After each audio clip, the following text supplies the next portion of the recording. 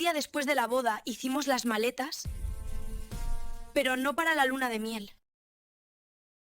Antes de compartir con ustedes la historia de hoy, que habla de esas promesas rotas que duelen más que un golpe, quiero pedirles que se tomen un segundo para apoyar este espacio. Si alguna vez sentiste que tu intuición te gritaba algo que tu corazón se negaba a oír, suscríbete al canal y deja tu like. Es la mejor forma de saber que estamos conectados. El silencio del día después de una boda suele ser dulce, agotado, lleno de esa resaca feliz de haber bailado hasta el amanecer. El nuestro no fue así. Me llamo Valeria, y si cierro los ojos, todavía puedo sentir la textura de las sábanas de aquel hotel la mañana en que mi vida, la que yo creía haber construido, empezó a desmoronarse antes de empezar. Me desperté con la luz del mediodía entrando por la ventana. En la silla, frente a la cama, estaban nuestras 2 maletas grandes, listas y cerradas. Dentro había bikinis nuevos, vestidos de lino, protector solar y todas las ilusiones de una luna de miel en la costa italiana que llevábamos un año pagando. Me estiré, busqué la mano de Jorge bajo las sábanas, pero el lado derecho de la cama estaba frío. Me levanté despacio, con esa sonrisa tonta de recién casada, y fui al pequeño salón de la suite. Jorge estaba allí, sentado en el borde del sofá, con la cabeza entre las manos. No llevaba pijama, sino la misma ropa con la que habíamos llegado de madrugada, arrugada y triste. «Amor», pregunté, sintiendo un pinchazo extraño en el estómago. «¿Qué haces ahí? Tenemos que salir para el aeropuerto en 3 horas». Jorge levantó la cabeza. Tenía los ojos rojos, hinchados. No me miró a mí, miró a través de mí, hacia las maletas que se veían desde la puerta del dormitorio. «No vamos a ir, Valeria», dijo. Su voz era un susurro ronco, sin fuerza. Me reí, nerviosa. Pensé que era una broma de mal gusto, producto del cansancio. «¿Cómo que no vamos a ir? El vuelo sale a las 5. Venga, levántate, que se nos hace tarde». Él se puso de pie, pero no para abrazarme. Se acercó a la ventana y me dio la espalda. «No hay viaje. Cancelé los billetes y el hotel hace 2 días». El mundo se detuvo. El ruido del aire acondicionado se volvió ensordecedor. «¿Qué?», fue lo único que pude articular. Jorge se giró. Su rostro era una máscara de dolor, o eso creí en ese momento. Luego entendí que era vergüenza, pero de la cobarde. «No tenemos dinero, Valeria. Lo he perdido». Me senté en el sofá porque las piernas me fallaron. En los siguientes 10 minutos, mi marido, el hombre con el que había jurado compartirlo todo hacía menos de 24 horas, me confesó que llevaba 6 meses sin trabajo, que los ahorros de la boda eran préstamos, que el piso que habíamos alquilado para empezar nuestra vida juntos no existía porque nunca pagó la fianza. «¿Y dónde vamos a vivir?», pregunté, con la voz temblando, sintiendo como la humillación me subía por el cuello como una fiebre. Jorge se arrodilló frente a mí y me tomó las manos. Las suyas estaban sudadas. Hablé con mi madre. Ella nos ha preparado la habitación de invitados. Solo será por un tiempo, Val. Unos meses hasta que yo me recupere. Es nuestra única opción. La habitación de invitados. En casa de su madre, doña Carmen. Una mujer que siempre me había mirado con esa cortesía fría de quien evalúa mercancía defectuosa. «¿Tu madre lo sabe?», susurré. «Sí, ella nos espera a comer». La sensación de traición fue tan física que tuve ganas de vomitar. No era solo el dinero, era la mentira sostenida. Me había dejado planear una vida sobre cimientos de aire, y ahora, en lugar de subir a un avión hacia el Mediterráneo, tenía que ir a la casa de mi suegra, derrotada, dependiendo de su caridad desde el día 1. «Tenemos que irnos ya. Tenemos que dejar el hotel a la 1», dijo él, levantándose como si el confesarlo le hubiera quitado un peso de encima, transfiriéndomelo todo a mí. Volvimos a la habitación. Abrí mi maleta, saqué los bikinis, los vestidos de verano, la lencería especial que había comprado con tanta ilusión. Los dejé a un lado y empecé a meter mi ropa de diario, mis vaqueros viejos, mis camisetas de estar por casa. Hicimos las maletas. Sí, pero no había alegría. El sonido de la cremallera cerrándose sonó como el de una celda. Bajamos al coche en silencio. Jorge conducía mirando fijamente la carretera, tenso. Yo miraba por la ventanilla, viendo pasar la ciudad, sintiendo que me encogía. Me había casado para construir un hogar, y ahora era una refugiada en el matrimonio de mis suegros. Cuando llegamos a la casa de sus padres, un chalet antiguo y oscuro en las afueras, doña Carmen estaba en el porche. No sonreía, tenía los brazos cruzados sobre el pecho.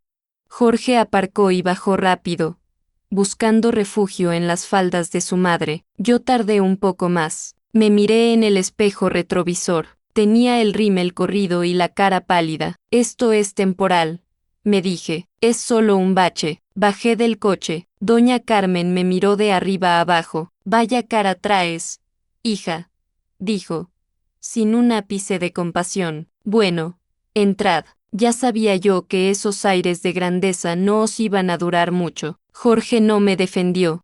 Agachó la cabeza y metió mis maletas en la casa, como quien esconde la prueba de un delito. Entré detrás de él, y al cruzar el umbral, sentí que el aire se volvía denso, pesado. La puerta se cerró a mi espalda con un golpe seco que resonó en mis huesos. Nuestra luna de miel transcurrió en una habitación de 12 metros cuadrados que olía a adolescencia rancia y cera para muebles. Era el antiguo cuarto de Jorge. Nada había cambiado allí desde 1998.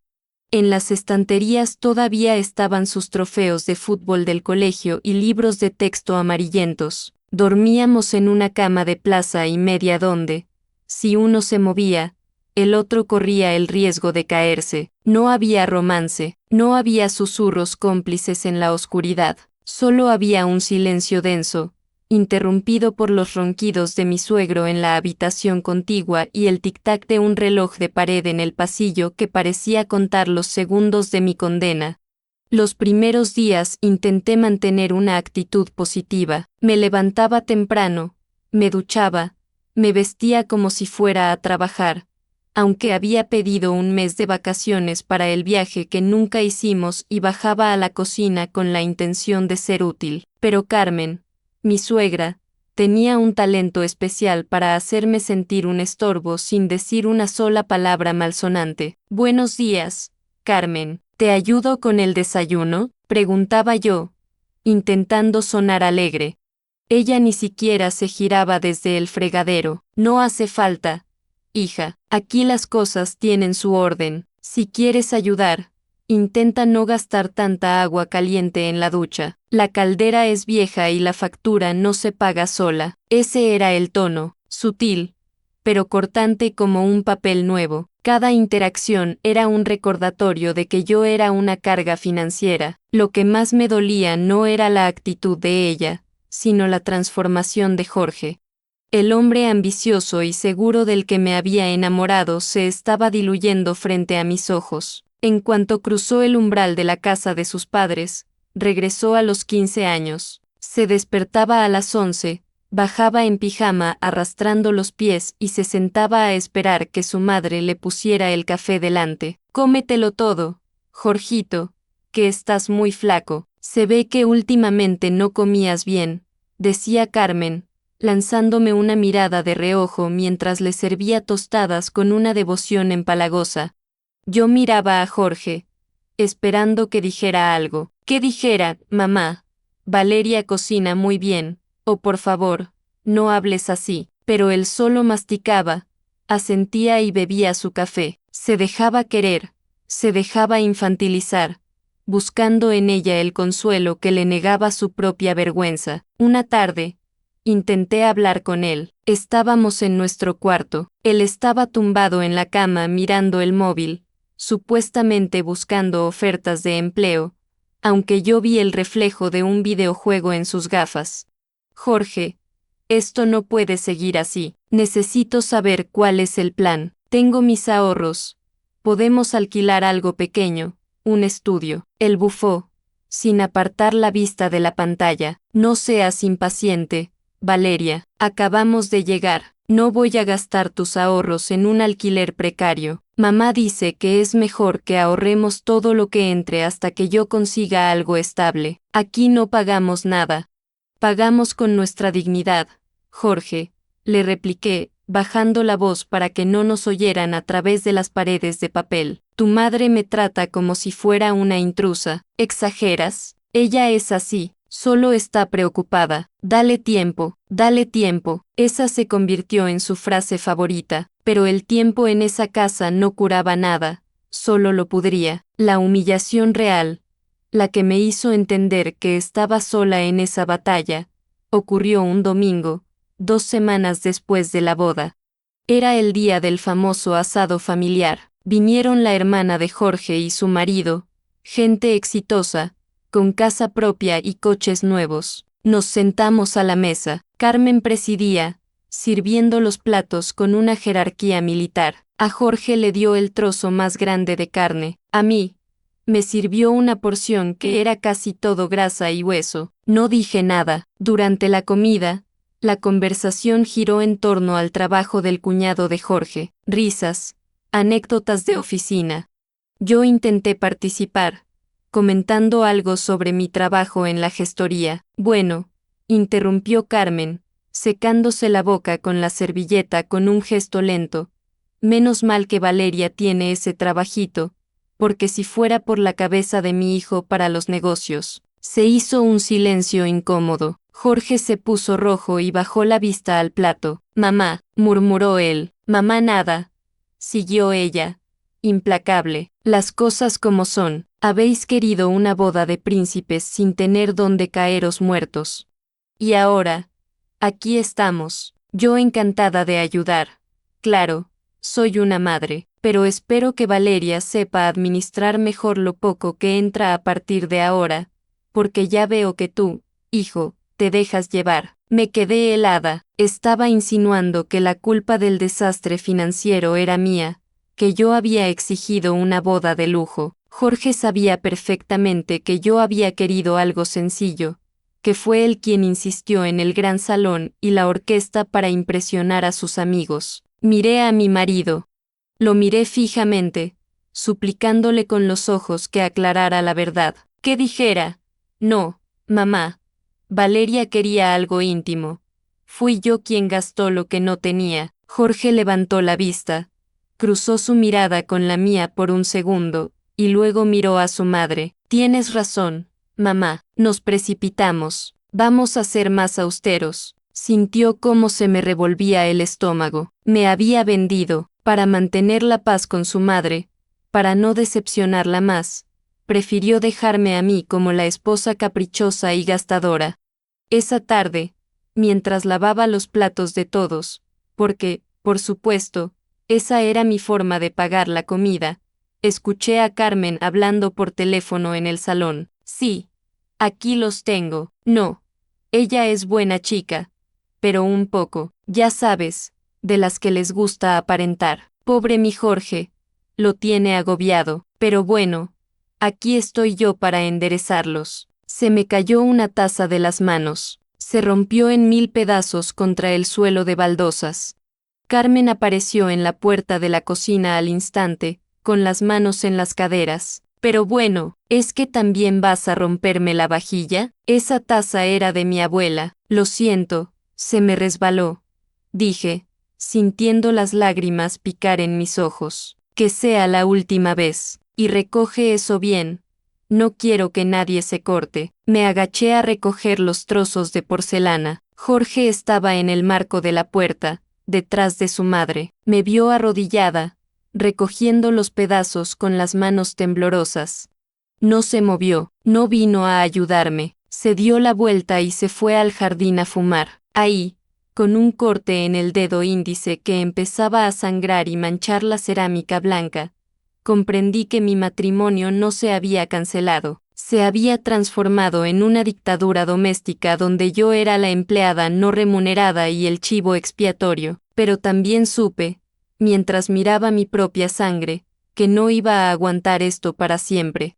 Algo dentro de mí, Una pequeña voz que había estado dormida por el shock, empezaba a despertar, y esa voz me decía que tenía que dejar de esperar a que Jorge me salvara, y empezar a observar muy bien dónde guardaba Carmen las llaves de mi libertad. Regresar al trabajo fue, irónicamente, mi salvación. Mientras mis compañeras me miraban con lástima y murmuraban, ¿no debería estar en Italia? Yo sentía un alivio inmenso al cruzar la puerta de la oficina. Allí nadie me controlaba el tiempo que pasaba en el baño, nadie criticaba cómo vestía y, sobre todo, allí yo era Valeria, una mujer adulta y competente, no la nuera gastadora que vivía de caridad. Pero la libertad terminaba a las 6 de la tarde. El viaje de vuelta a la casa de mis suegros era un descenso a los infiernos. Cada kilómetro que me acercaba, sentía como el nudo en el estómago se apretaba más. La tensión económica estalló un martes por la noche. Yo acababa de cobrar mi nómina. Era el primer dinero fresco que entraba en esa casa en semanas, ya que Jorge seguía buscando oportunidades, lo que en su idioma significaba dormir hasta tarde y jugar con el móvil. Estábamos cenando una sopa insípida que Carmen preparaba a propósito porque sabía que a mí me gustaba la comida con especias. Valeria, dijo mi suegra, dejando la cuchara con suavidad sobre el plato, ha llegado la factura de la luz y la del gas. Este mes se han disparado. Claro, ahora somos una más en casa, y con esas duchas eternas que te das. Levanté la vista, sabía a dónde iba. Dime cuánto es mi parte, Carmen. Te haré una transferencia ahora mismo. Ella sonrió. Una sonrisa pequeña y venenosa. No, hija, no se trata de tu parte. Se trata de que Jorge no está aportando nada por culpa de la situación en la que os habéis metido, y nosotros somos pensionistas. Lo justo sería que tu sueldo, íntegro, lo manejara yo para la economía doméstica. Al fin y al cabo, aquí tienes techo y comida gratis. El tenedor se me quedó congelado a medio camino de la boca. ¿Mi sueldo íntegro? Miré a Jorge. Esperé el no. Mamá, eso es un abuso. Esperé el Valeria aportará una cantidad justa, pero su dinero es suyo. Jorge se limpió la boca con la servilleta y evitó mis ojos. Es lógico. Val, murmuró. Mamá sabe administrar mejor. Así ahorramos más rápido para irnos. Si te quedas el dinero tú, te lo gastarás en tonterías. Tonterías. Así llamaba él a mi autonomía. Sentí un calor subirme por las orejas. No grité. He aprendido que con esta gente, gritar es perder. Pagaré los gastos que genero, Carmen, y compraré comida, pero mi cuenta es mía. Carmen soltó un suspiro dramático. Qué desagradecida. Cría cuervos. En fin, Jorge, ya ves lo que has elegido. Esa noche no dormí. Me quedé mirando el techo desconchado de la habitación, escuchando la respiración pesada de Jorge a mi lado. Algo no me cuadraba. Jorge siempre había sido un desastre. Sí, pero no un ladrón. Decía que había perdido el dinero en una mala inversión justo antes de la boda. Pero, ¿qué inversión? ¿Dónde estaban los papeles? Yo trabajo en una gestoría. Los números dejan rastro. El dinero no se evapora, se mueve. A la mañana siguiente, llamé para decir que estaba enferma. Esperé a que Jorge saliera a dar una vuelta para despejarse y a que Carmen se fuera al mercado, su ritual sagrado de los miércoles que duraba exactamente 2 horas. Me quedé sola en la casa. El silencio era mi cómplice. Fui directa al despacho de mi suegro. Sabía que allí guardaban el correo. Durante semanas, había visto a Jorge entrar ahí con su madre, cerrando la puerta y hablando en susurros. Empecé a revolver cajones. Facturas antiguas, garantías de electrodomésticos, nada interesante. Mi corazón latía tan fuerte que me dolían las costillas. Me sentía una criminal en mi propia familia, pero la necesidad de saber era más fuerte que la culpa. Entonces sexta una caja de zapatos vieja en el estante superior, detrás de unos archivadores de los años 90. No sé por qué me llamó la atención, quizás porque no tenía polvo, a diferencia del resto. Me subí a una silla y la bajé. Al abrirla, encontré lo que buscaba y lo que temía. No eran cartas de amor ni secretos oscuros del pasado. Eran extractos bancarios, recientes. Había correspondencia de Jorge que él había desviado a esta dirección meses antes de la boda. Empecé a leer las fechas y los movimientos. Mis manos temblaban tanto que el papel crujía. Ahí estaba, fecha 3 días antes de la boda. Concepto, transferencia inmediata. Importe, 25.0 euros. Nuestros ahorros, el dinero del banquete, de la luna de miel, de la fianza del piso. Destinatario, Carmen García, cuenta de ahorros. Me tuve que sentar en la silla de cuero de mi suegro porque me mareé de verdad. No lo había perdido, no había habido una mala inversión en criptomonedas ni un negocio fallido. Jorge le había transferido todo nuestro dinero a su madre. Seguí leyendo, había más, retiradas de efectivo pequeñas pero constantes desde hacía 6 meses. Pagos de deudas de juego online. La imagen se completó en mi cabeza como un rompecabezas macabro. Jorge tenía un problema. Sí, un problema de juego. Y su madre, en lugar de ayudarle a curarse o decirme la verdad, había decidido protegerlo. Había tomado el control de todo el capital restante para que él no se lo gastara, y de paso, había orquestado este teatro de la pobreza para tenerme a mí controlada, trabajando y aportando, mientras ellos guardaban mi dinero bajo llave. El no tenemos dinero era mentira. Tenían el dinero, lo tenía ella. Y me estaban haciendo vivir en la miseria, humillándome día tras día, mientras mi suegra se sentaba sobre mis ahorros como un dragón en su cueva. Escuché el ruido de la llave en la cerradura de la puerta principal. Carmen había vuelto antes de tiempo. Guardé los papeles en la caja a toda velocidad. La puse en el estante y salí del despacho justo cuando ella entraba en el pasillo con las bolsas de la compra. ¿Qué haces aquí?, preguntó, mirándome con desconfianza. ¿No estabas enferma en cama? Me apoyé en el marco de la puerta, intentando que mi cara no revelara el huracán que llevaba dentro. Bajé a por un vaso de agua, Carmen. Me sentía un poco mareada. Ella me escaneó con la mirada. Pues tienes mala cara. Sí, sube y acuéstate. No quiero que me pegues nada. Subí las escaleras despacio, sintiendo su mirada en mi nuca. Entré en la habitación, cerré la puerta y me miré en el espejo del armario. Ya no vi a la víctima.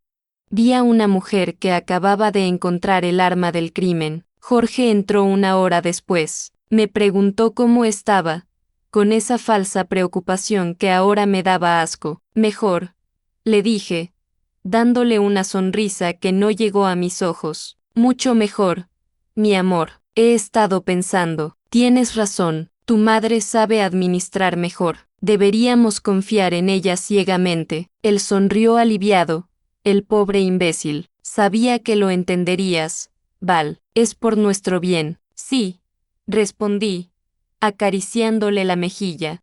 Es por nuestro bien, pero en mi cabeza, el plan ya estaba trazado. No iba a gritar, no iba a reclamar, iba a hacer algo mucho más doloroso. Iba a esperar al momento perfecto para que la caída fuera tan alta que no pudieran volver a levantarse, y ese momento sería mañana mismo, durante la visita que el director del banco, viejo amigo de la familia, solía hacer los jueves para tomar café. La Valeria sumisa había muerto en ese despacho. El jueves llegó con una puntualidad gris.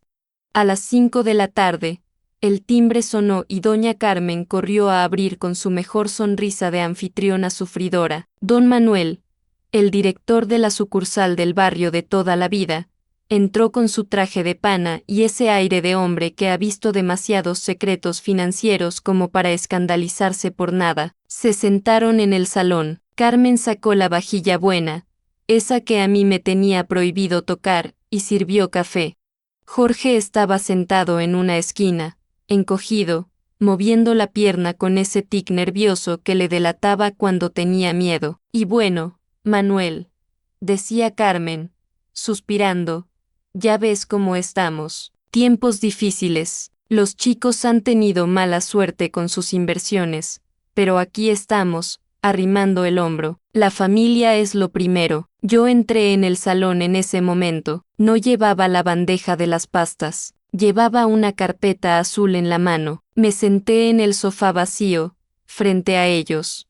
Buenas tardes, don Manuel, dije con una calma que contrastaba con el tamborileo de mi corazón. Hola, Valeria. Carmen me contaba lo apurados que estáis. Es una pena lo del mercado inmobiliario. No fue el mercado inmobiliario, Manuel, le corregí suavemente. Fue una inversión de riesgo, según Jorge. De hecho, quería aprovechar que está usted aquí para consultarle una duda técnica. Vi cómo Carmen se tensaba, dejó la taza en el platillo con un tintineo agudo. Valeria, no es el momento, siseó mi suegra. Manuel ha venido a descansar, no a hablar de trabajo. Será solo un minuto. Carmen, es por el bien de la economía doméstica que tanto te preocupa. Abrí la carpeta y saqué el extracto bancario que había robado del despacho. Lo deslicé sobre la mesa de centro, empujándolo suavemente hasta que quedó frente a las gafas bifocales de don Manuel. Jorge me dijo que estos 25,000 euros se perdieron en un fondo de inversión fallido 3 días antes de la boda, pero al revisar los papeles, no entiendo este código de transacción. ¿Podría explicarme si este dinero es recuperable? El silencio que cayó sobre la sala fue absoluto. Solo se oía el sonido de don Manuel ajustándose las gafas y el papel crujiendo bajo sus dedos. Jorge cerró los ojos. Carmen se puso pálida, una palidez mortal que resaltaba el rojo de sus labios apretados. Don Manuel leyó, frunció el ceño. Volvió a leer. Luego, levantó la vista, confundido. Valeria, hija, aquí no hay ningún fondo de inversión. Esto es una transferencia interna inmediata. ¿A qué entidad? Pregunté, haciéndome la ignorante. A ninguna entidad externa. El dinero se movió de la cuenta de Jorge a la cuenta de ahorros personal de. Don Manuel se detuvo, miró a Carmen y comprendió la trampa en la que acababa de caer. A la cuenta de doña Carmen. Miré a mi marido. Jorge, le llamé. Él no levantó la cabeza. Seguía mirando la alfombra, como si quisiera desaparecer entre los patrones persas. Lo hice por su bien, saltó Carmen de repente, golpeando la mesa y haciendo saltar las cucharillas. Mi hijo está enfermo, es un ludópata. Si no le quitaba ese dinero, se lo iba a jugar todo en esas máquinas del demonio. Lo he salvado, os he salvado a los dos. Ahí estaba, la verdad desnuda, gritada a pleno pulmón. Me levanté despacio. Don Manuel, incomodísimo, se puso de pie también, murmurando una excusa para marcharse, pero yo no le presté atención. Lo has salvado a él, Carmen, dije, mirándola a los ojos. Pero a mí me has humillado, me has hecho vivir en la miseria, me has quitado mi sueldo, me has tratado como a una intrusa y me has culpado de vuestra ruina frente a toda la familia, sabiendo que tenías mi dinero guardado en tu banco. Eso no es protección, eso es sadismo. Carmen resopló, recuperando su arrogancia habitual ahora que la máscara había caído. Tú eres su mujer, es tu deber aguantar, en la salud y en la enfermedad. No, el dinero está seguro conmigo. Cuando Jorge se cure, ya veremos. Miré a Jorge una última vez. Esperaba, quizás, un último gesto de hombría, que se levantara, que le dijera a su madre basta, que me pidiera perdón, pero Jorge se quedó sentado. Un niño de 32 años atrapado en las faldas de su madre, demasiado cobarde para ser un marido, demasiado roto para ser un hombre. Tienes razón, Carmen, dije, sacándome la alianza del dedo. El anillo salió fácil, como si mi propia piel lo estuviera rechazando. Es mi deber aguantar en la enfermedad, pero la cobardía y la mentira no son enfermedades, son elecciones. Dejé el anillo sobre el extracto bancario. El oro brilló sobre la cifra de nuestra traición. Me voy. ¿A dónde vas a ir? Se burló Carmen. No tienes nada. Tengo mi nómina, tengo mi dignidad, y tengo a un abogado que os llamará mañana para reclamar hasta el último céntimo de mi parte de esos ahorros. Porque te recuerdo, Carmen, que la apropiación indebida también es un delito, y don Manuel es testigo. Salí del salón sin mirar atrás, subí las escaleras, cogí la maleta que ya tenía preparada debajo de la cama desde la mañana y bajé. Al cruzar la puerta de entrada, el aire de la calle me golpeó la cara, olía a tubo de escape y a lluvia, pero a mí me pareció el aire más puro del mundo. No tenía casa, no tenía marido. La luna de miel había sido una pesadilla de 3 semanas en una habitación adolescente, pero mientras caminaba hacia la parada del taxi, sentí una ligereza que no sentía desde hacía años. Me había librado de una vida de silencio y sumisión. Me había librado de convertirme en ella. El taxi paró. El conductor me ayudó con la maleta. ¿A dónde vamos, señorita? Miré la casa oscura y vieja por el retrovisor una última vez. Lejos, dije sonriendo. Lléveme al centro. Empiezo de cero. Y mientras el coche arrancaba, supe que el dinero volvería o no. Pero yo ya había ganado. Me había recuperado a mí misma. Esta historia no termina aquí. Hay relatos que nunca pude subir al canal. El enlace está en la descripción.